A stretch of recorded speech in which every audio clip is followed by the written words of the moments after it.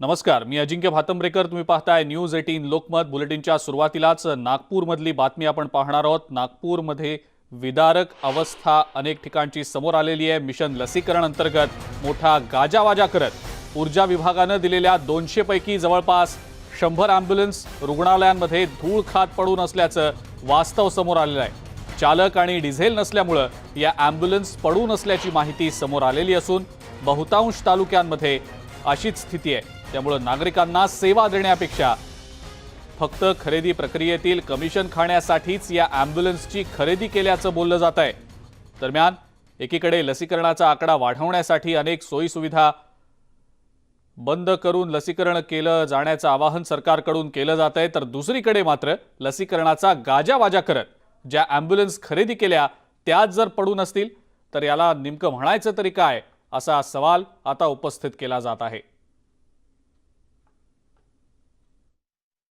अद्यापर्यंत ना मिशन लसीकरणच्या चालकाची व्यवस्था आहे, ना डिझेलची व्यवस्था आहे, ना कोणत्या स्वरूपाची व्यवस्था आहे। 3 महिन्यापासून हे वाहन उभं आहे। ज्या हेतूसाठी शासनाने हे वाहन दिले तो हेतू साध्य होताना दिसत नाही। कुठंतरी असं वाटते की महाविकास आघाडीला खरेदीमध्ये जास्त इंटरेस्ट आहे, खरेदीमधूनच त्यांना जास्त मुनाफा घ्यायचा आहे। पण लोकांसाठी ज्या हेतूने हे वाहन पुरवठा केलं ते अद्याप सफल होताना दिसत नाही। म्हणून आमची मागणी आहे की 3 महिन्यापासून हे वाहन उभं आहे, लवकरात लवकर याच्या डिझेलची व चालकाची व्यवस्था करावी। आणि याच महत्त्वाच्या बातमी संदर्भातली अधिक अपडेट आपण जाणून घेणार आहोत। तुषार कोहळे आपले नागपूरचे प्रतिनिधी आपल्या सोबत आहेत सध्या। तुषार, 200 पैकी 100 ॲम्ब्युलन्स या धूळ खात पडून आहेत आणि अशा प्रकारे जर लसीकरणाचा आकडा किंवा वेग वाढवायचा असेल तर याचा खूप मोठा फायदा या खरं तर ॲम्ब्युलन्सचा होऊ शकला असता, पण या ॲम्ब्युलन्सचा काहीही उपयोग सध्या केला जात नाहीये। तुषार, नेमकं जबाबदार कोण याला? अजिंक्य, निश्चित अत्यंत धक्कादायक हा संपूर्ण प्रकार आहे। 28 ऑगस्टला मिशन लसीकरण अंतर्गत नागपूर विभागासाठी प्रत्येक तालुक्याला 2 या प्रमाणात 200 ॲम्ब्युलन्सचं वितरण करण्यात आलेलं होतं। त्यावेळी ऊर्जामंत्री नितीन राऊत आणि महसूल मंत्री बाळासाहेब थोरात यांच्या हस्ते या संपूर्ण कार्यक्रमाचा गाजावाजा करून एक मोहीम सुरू करण्यात आलेली होती। मात्र 15 ते 1 महिना ही व्यवस्थित सुरळीत मोहीम चालली आणि जसजसा थोडा कोरोनाचा प्रकोप कमी व्हायला लागला मात्र त्यानंतर चित्र पलटलं आणि ह्या संपूर्ण ॲम्ब्युलन्स आहे ह्या आताच्या परिस्थितीमध्ये जर का बघितलं तर अनेक तालुक्यांमध्ये मागच्या 2 महिन्यापासून वेगवेगळ्या रुग्णालयामध्ये उभ्या आहे। याचं प्रमुख कारण जे पुढे येतं की यामध्ये टाकायला जे पेट्रोलचे पैसे आहेत ते आरोग्य विभागाकडे नाही। ही संपूर्ण जबाबदारी DHOकडे देण्यात आलेली होती, कारण की DHOला ज्या ॲम्ब्युलन्स होत्या ॲम्ब्युलन्सची वाहतुकीची व्यवस्था आणि ड्रायव्हरची व्यवस्था करायची होती। मात्र अनेक DHOचं त्यांनी हात वर केले। त्यांचं असं म्हणणं होतं की आमच्याकडे यासाठी निधी उपलब्ध नाही, त्यामुळे आम्ही खर्च करू शकत नाही। जर का मी एकट्या नागपूरचा विचार करायचा झाला तर काटोल तालुका असेल, नरखेड तालुका असेल, कामठी तालुका असेल, इतकंच नाही वर्धेतली परिस्थिती बघा, भंडारा गोंदिया या प्रत्येक जिल्ह्यातल्या जर का तालुका स्तरावरची जर का चित्र बघितलं तर या बहुतांश ॲम्ब्युलन्स या प्राथमिक आरोग्य केंद्रामध्ये उभे आहे। याचं जे प्रमुख कारण आपल्याला पाहायला मिळतं ते म्हणजे इथे पेट्रोल टाकायला पैसे नाही। काही आपल्यासोबत ग्रामीण भागातले नागरिक आपण त्यांना विचारूया, ॲम्ब्युलन्सचं किती महत्त्व आहे? जर की ॲम्ब्युलन्स सुरू राहिला असता तर किती फायदा झाला असता? ग्रामीण भागात एक अत्यावश्यक खूप आवश्यक अशी ॲम्ब्युलन्स असते, पण ही ॲम्ब्युलन्स वेळेवर मिळत नाही। 108ला फोन करतो आपण, ते 108सुद्धा आपल्याला वेळेवर उपलब्ध होत नाही। खूप तासनतास ते लाईनवर राहा त्यांच्या कॉल सेंटरला फोन केल्यानंतर। आणि ह्या ज्या ॲम्ब्युलन्स आता पालकमंत्र्यांच्या हस्ते नागपूर जिल्ह्यामध्ये प्रत्येक तालुक्यात, आमच्या तालुक्यामध्ये नरखेड तालुक्यामध्ये 2 ॲम्ब्युलन्स दिल्या आहे, बिष्णोर PSC आणि एक सावरगाव PSCला। त्या ॲम्ब्युलन्समध्ये डिझेल टाकण्याची व्यवस्था शासनाने केलेली नाही आहे। तिथे जर आपण कॉल केला की ॲम्ब्युलन्सची खूप गरज आहे, एखादा पेशंट इमर्जन्सी असते आणि ग्रामीण भागात फक्त एकच साधन असते की ॲम्ब्युलन्स, बाकी इतरत्र आता ST महामंडळाचा संप आहे, इतर कुठलंही साधन उपलब्ध नसते। त्यामुळे अतिशय आवश्यक अशी ॲम्ब्युलन्स आहे। ही शासनाने ॲम्ब्युलन्ससाठी डिझेल पेट्रोल अवेलेबल करून दिलं पाहिजे। ही ॲम्ब्युलन्स जर आपण सांगितली, ज्या पालकमंत्र्यांनी आपल्याला दिल्या, ती ॲम्ब्युलन्स जर आपण सांगितली तर त्यांना डिझेल आपल्याला टाका असे म्हणते ते। आता ते खर्च परवडण्याजोगा नसतो, कारण इथून जर तुम्ही एका गावाचे सरपंच, एक सरपंच म्हणून गावामध्ये कशा समस्येचा सामना करावा लागतो? अनेक लोकांना काही अडचण येईल तर थेट सरपंचाजवळ येतात ते।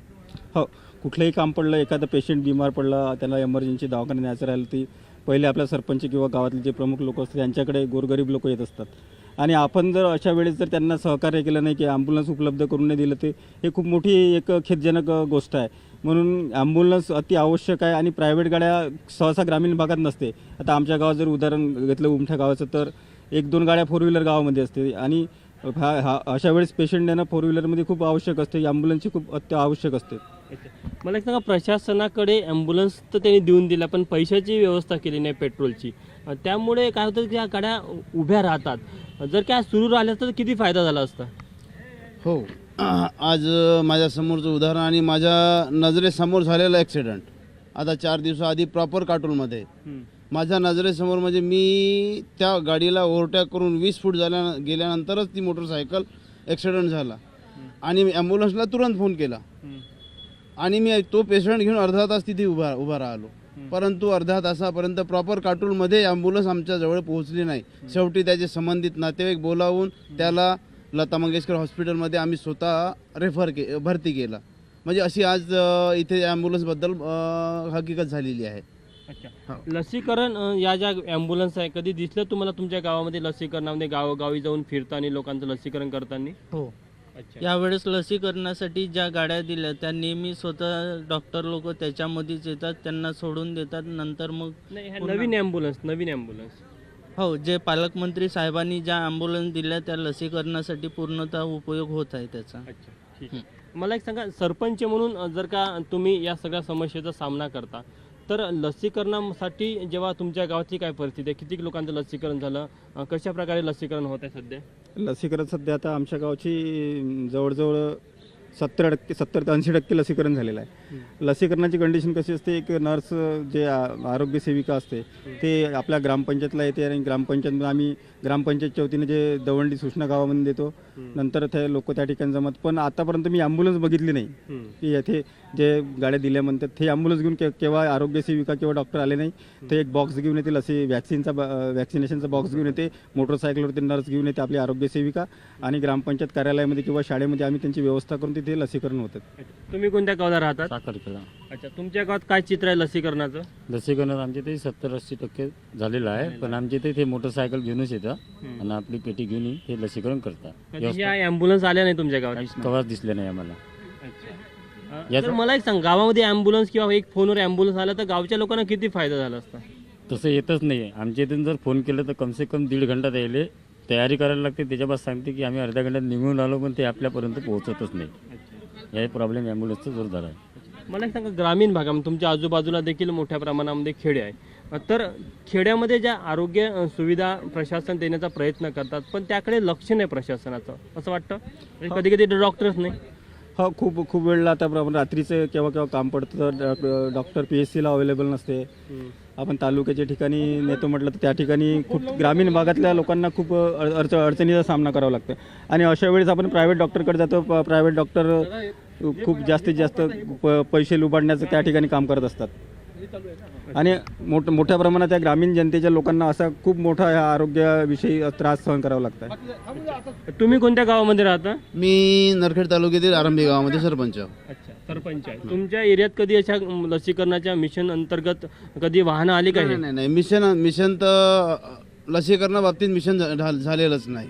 आम्ही माझ्या गावामध्ये 75% लसीकरण झालेलं आहे आणि ते आमच्या गाववाल्याच्या लेव्हलवर ती आरोग्य सेविका एक आणि आशा वर्कर आणि आमचे कमिटीचे लोक आणि मी आम्ही स्वतः घराघरात जाऊन लाभार्थ्यांना काढून अशा प्रकारे एक मोहीम राबवून आम्ही 75% लसीकरण गावाचं केलं. अच्छा, पण या कधी ॲम्ब्युलन्स आले का? नाही, एकही ॲम्ब्युलन्स आजपर्यंत मी माझ्या गावामध्ये बघितली नाही. अजिंक्य, हे ग्रामीण भागातले सरपंच आहे, त्यांचं आपण मनोगत ऐकलं की 28 ऑगस्टपासून नागपूर जिल्हा किंवा नागपूर विभागामध्ये वेगवेगळ्या तालुक्यासाठी या 200 लसीकरणासाठी म्हणजे 200 ॲम्ब्युलन्स लसीकरणासाठी दिलेल्या होत्या. मात्र या सरपंचांचं असं म्हणणं आहे की कधी त्यांच्या गावात आलेल्या नाहीत. एखादा जर आरोग्य सेवक किंवा कोणी डॉक्टर जर येत असेल तर दुचाकीवर येतो, ती किट बॅग घेऊन येतो आणि लसीकरण करून जातो. म्हणजे ज्या उद्देशासाठी शासनाने ही सर्व मोहीम सुरू केली, मात्र कुठे ड्रायव्हर नाही, कुठे पेट्रोलचे पैसे नाही. त्यामुळे या सर्व ॲम्ब्युलन्स धुळखात पडून आहे आणि ज्या प्रमाणामध्ये या खरेदीवर खर्च केला त्यावर देखील आता प्रश्नचिन्ह उपस्थित केले जाते. अजिंक्य, बिलकुल तुषार, पण मग या सगळ्यासाठी निधी उपलब्ध करून का दिला गेलेला नाही अजूनपर्यंत गेले जवळपास आपण पाहतो आहोत 3 ते 4 महिने झाले या सगळ्या महत्त्वाच्या मुद्द्यांवर खरं तर लक्ष देणं गरजेचं होतं, याचं योग्य प्रकारे नियोजन करणं गरजेचं होतं.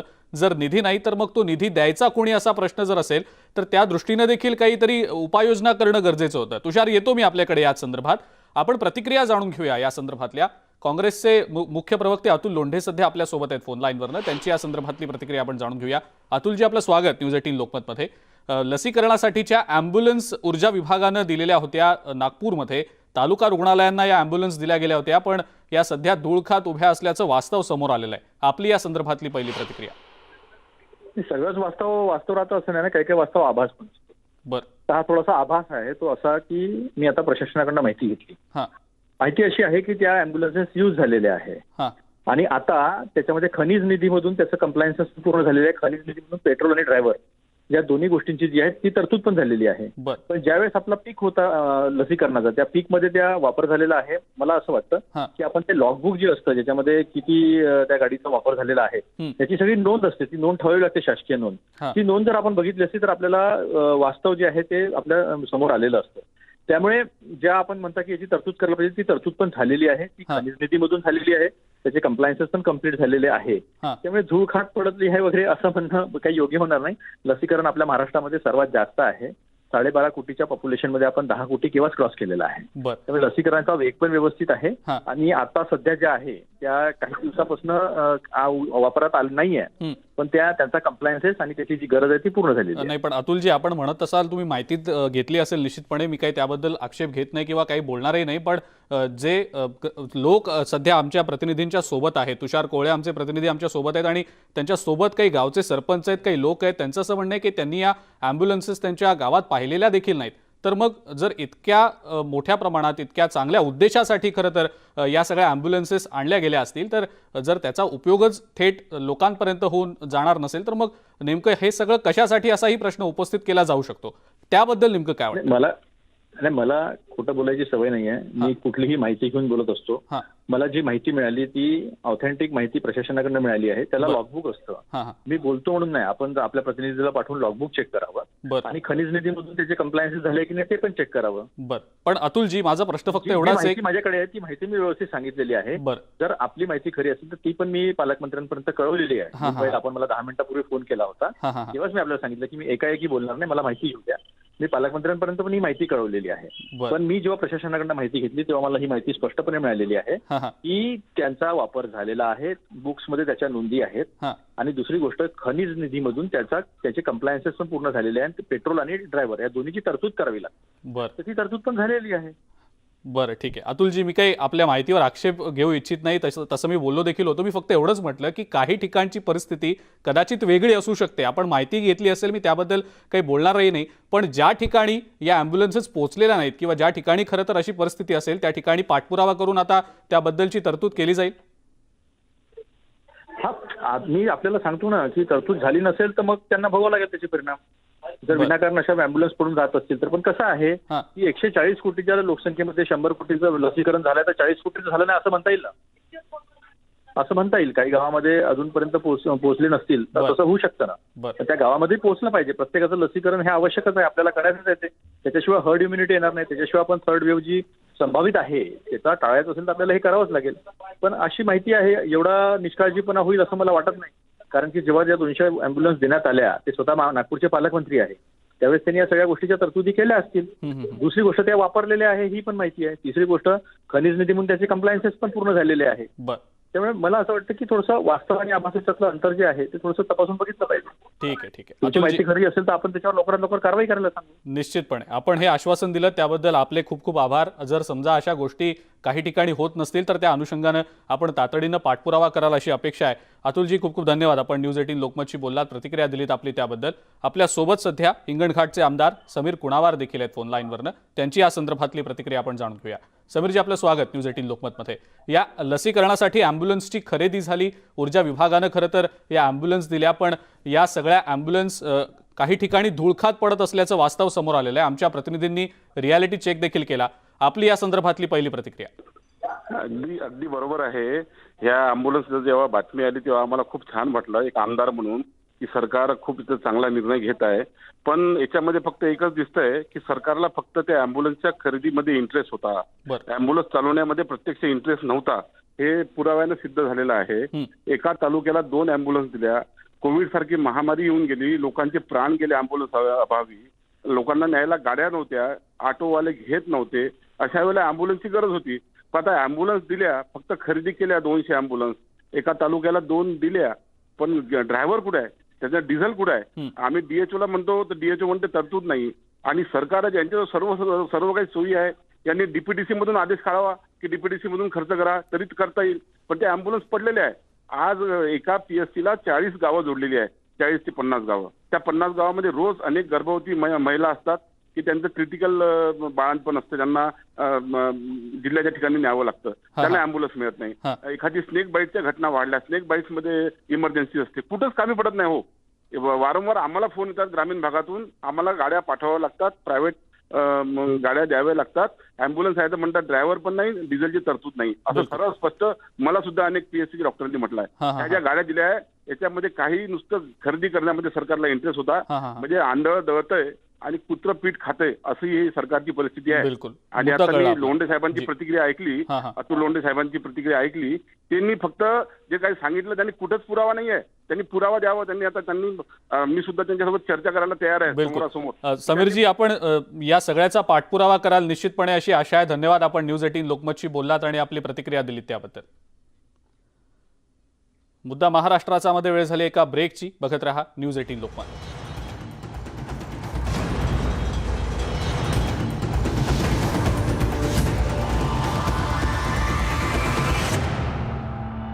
आयुष्यासाठी उत्साहित आहे.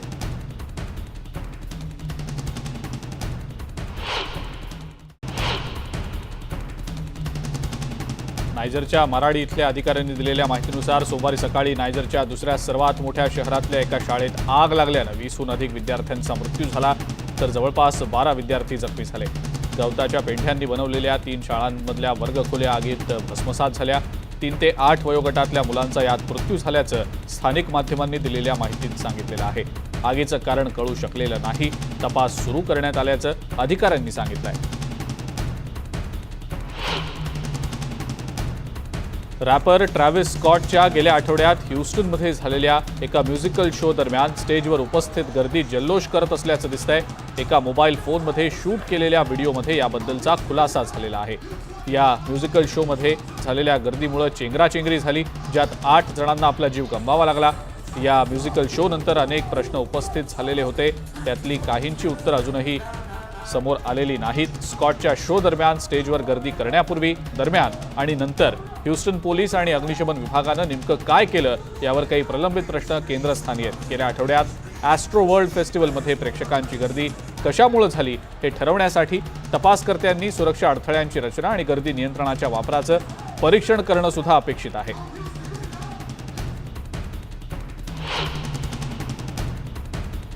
बोलिव्हियाच्या लापाझमधल्या अनेकांनी आपल्या प्रियजनांच्या कवट्या फुलांनी आणि सिगरेटनं सजवलेल्या आहेत. सोमवारी त्यांना वार्षिक फिएस्टा डे लास नेटिटास दरम्यान चमत्कारांबद्दल विचारलं गेलं. द डे ऑफ द स्कल्सचा दिवस हा ऑल सेंट्स डे आणि ऑल सोल्स डे या धार्मिक उत्सवांच्या समाप्तीला सूचित करतो. प्रत्येक व्यक्तीत 7 आत्मे असतात, ज्यापैकी एक मानवी कवटीच्या आत असते आणि व्यक्ती मेल्यानंतर सजीवांचं रक्षण करतं. या विश्वासातनं हा सण साजरा केला जातो.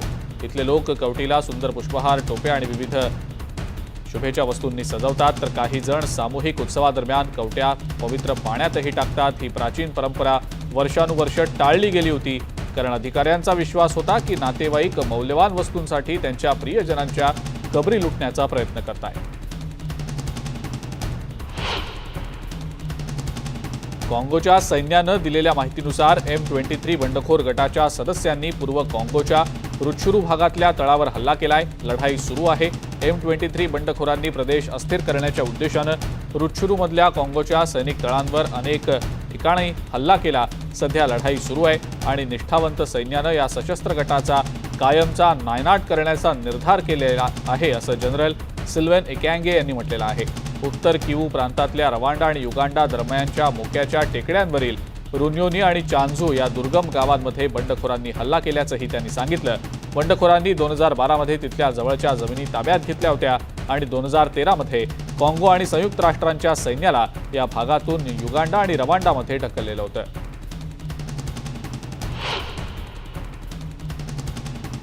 प्राथमिक निकालांमध्ये निकारागुआचे राष्ट्राध्यक्ष डॅनियल ओर्टेगा यांनी त्यांच्या आव्हानकर्त्यांच्या विरुद्ध रविवारच्या निवडणुकीत आघाडी घेतल्याचं दिसलं होतं.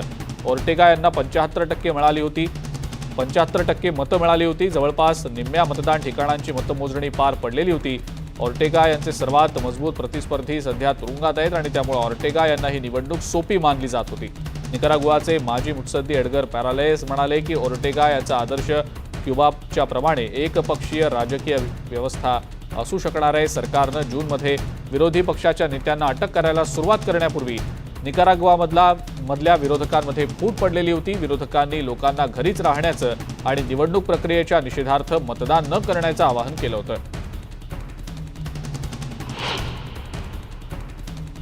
लॉस एंजेलिसमध्ये सोमवारी एक खटला दाखल करण्यात आला. कॅलिफोर्नियातल्या 2 जोडप्यांनी मॅटर्निटी क्लिनिकमध्ये आपल्या बाळांना जन्म दिला. मात्र या अर्भकांची अदलाबदल झाली. त्यांच्या नसलेल्या मुलांचं संगोपन करत काही महिने घालवल्यानंतर एका जोडप्याला संशय आला की त्यांनी 2019च्या उत्तरार्धात जी मुलगी त्यांची म्हणून सांगितली गेली होती ती त्यांची नाही, कारण मुलीचा रंग त्यांच्यापेक्षा जास्त गडद होता. आम्ही आमच्या मुलीच्या आयुष्यातलं एक संपूर्ण वर्ष गमावलं. आम्हाला तिला भेटताही आलं नाही, अशी प्रतिक्रिया या जोडप्यानं दिली.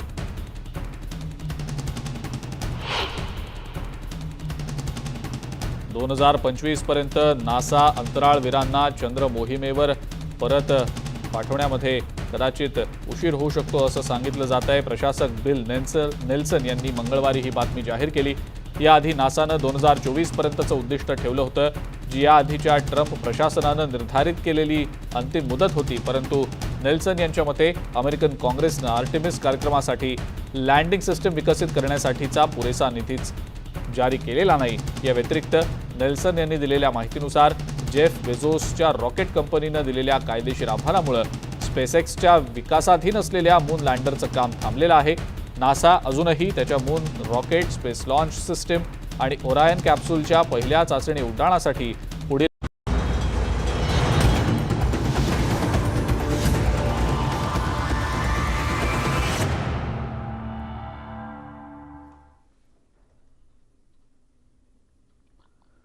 ब्रेकनंतर आपल्या सगळ्यांचं पुन्हा एकदा स्वागत. एक ब्रेकिंग न्यूज आता आपण पाहणार आहोत. मनसे अध्यक्ष राज ठाकरे शरद पवारांची भेट घेणार आहेत. शरद पवार यांच्या निवासस्थानी ते त्यांची भेट घेणार आहेत. सिल्वर ओकवर संध्याकाळी 5:15 वाजता ही भेट होणार असल्याची माहिती मिळते. आताची ही महत्त्वाची मोठी बातमी आपण पाहतो आहोत. मनसे अध्यक्ष राज ठाकरे शरद पवार यांची त्यांच्या निवासस्थानी सिल्वर ओकवर संध्याकाळी 5:15 वाजता भेट घेणार असल्याची माहिती मिळते.